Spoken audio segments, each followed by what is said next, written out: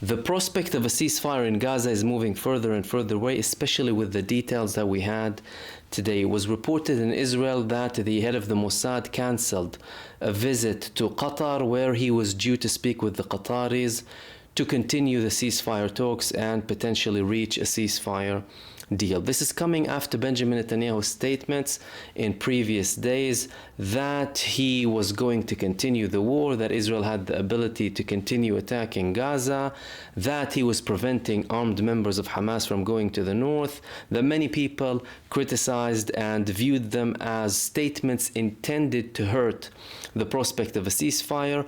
Obviously, we also had this attack, this barbaric attack and massacre in Khan Yunis and in Al-Shati, a refugee camp, alongside Israel's ongoing brutality, under false pretext, of course, intended to apply pressure on the Palestinian resistance when it comes to the ceasefire. However, that failed previously, and it's failing now.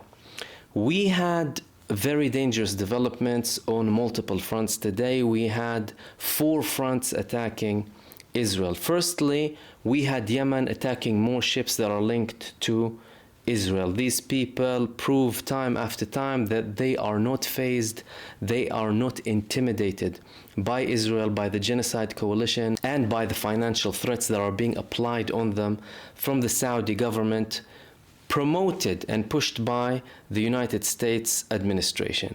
Then we had the Iraqi resistance attacking Haifa port and Eilat port directly.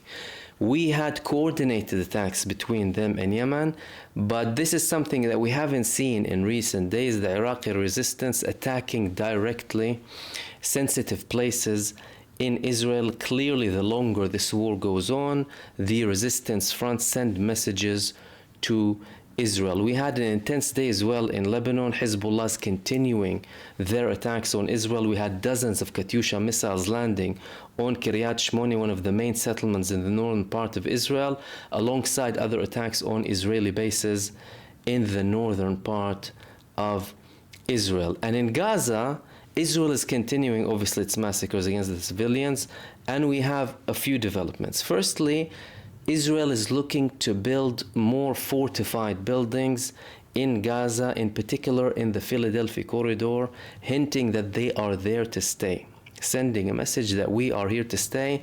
And in the negotiations, although it was established that Israel will withdraw from the Philadelphia corridor and from the central part of Gaza, and the defense minister himself, Yoav Gallant, said that there is likelihood that we will withdraw, Benjamin Netanyahu is sending the opposite messages, including these instructions for the IDF. And Benjamin Netanyahu also had a statement saying that we are not withdrawing from these areas, and people will know that I made the right decision when it comes to keeping the forces, particularly in the Philadelphia corridor.